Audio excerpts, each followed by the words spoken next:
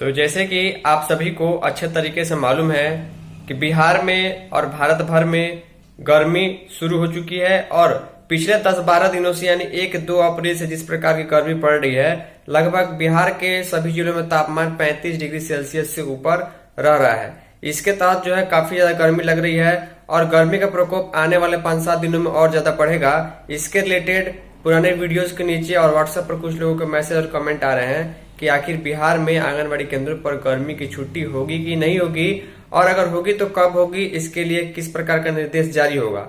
तो आगे वीडियो में खबर मैं आपको दिखाऊंगा कि किस प्रकार बिहार के जो भी सरकारी स्कूल हैं उन स्कूलों में बच्चों के लिए गर्मी की छुट्टी की गई है, लेकिन कमजोर बच्चों के लिए छुट्टी नहीं है और शिक्षकों के लिए छुट्टी नहीं है। विशेष कक्षा तो चलानी ही होगी, सरकार का काम करना ही होगा, क्योंकि के पाठक जो शिक्षा विभाग का अपर मुख्य सचिव, उनका नाम आपने सुना होगा, काफी सख्त है और वो हर हाल में जो है काम खोजते हैं और उनका काम जो है सरकार का काम होना चाहिए। इसी के रिलेटेड जो खबर प्रकाशित की गई है 15 अप्रैल से 15 मई तक 1 महीने के लिए गर्मी की छुट्टी रहेगी, लेकिन ऑफिशियल तौर पर शिक्षकों को स्कूल जाना होगा, कमजोर बच्चों को पढ़ाना होगा। जब आप ये समझ सकते हैं कि स्कूल का यह हाल होगा तो आंगनबाड़ी केंद्रों को क्या हाल होगा, चलिए डिटेल में आपको खबर दिखाता हूँ ताकि आंगनबाड़ी के संबंध में आपको आइडिया मिल पाए।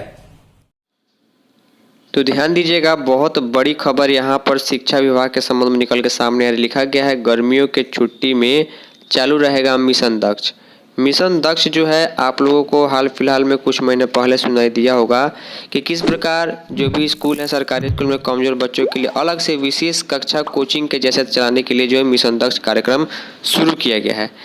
अब यहाँ पर देखिए, पिछले कुछ दिनों से कई लोगों को कमेंट आ रहे हैं कि आंगनबाड़ी केंद्रों में गर्मी की छुट्टी होगी या नहीं होगी, क्योंकि गर्मी जो है पिछले 6-7 दिनों से काफ़ी ज़्यादा पड़ रही है और आने वाले 5-7 दिनों में गर्मी का प्रकोप और ज़्यादा हो जाएगा। पूरे बिहार भर में 35 डिग्री सेल्सियस से ज़्यादा तापमान तो अभी रह रहा है। तो इसके रिलेटेड लोगों को कमेंट आ रहे थे, या फिर कुछ लोगों ने पूछा था क्या कि आंगनबाड़ी केंद्रों का समय कम होगा या नहीं होगा, डीएम का आदेश आएगा नहीं आएगा। तो इस वीडियो में सारी चीज़ें आपको क्लियर होंगी।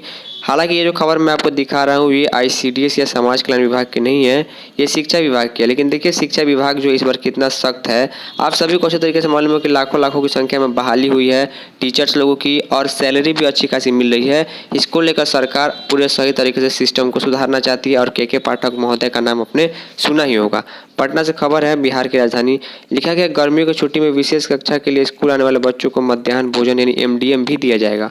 प्राथमिक शिक्षा निदेशालय ने इस आशय के आदेश जारी कर दिए हैं। दरअसल कक्षा 3 से 8वीं तक के चिन्हित करीब 20 लाख कमजोर बच्चों की कक्षाएं संचालित की जा रही हैं। इनकी कक्षाएं पहले से चल रही हैं। अब गर्मियों की छुट्टी जो 15 अप्रैल से 15 मई तक होगी। पहले क्या था, छुट्टी होती थी तो टीचर्स को भी थोड़ा लाभ मिल जाता था, बच्चे को स्कूल में आना अनिवार्य नहीं था। लेकिन अब जो है 15 अप्रैल से और 15 मई तक 1 महीने की पूरी छुट्टी रहेगी।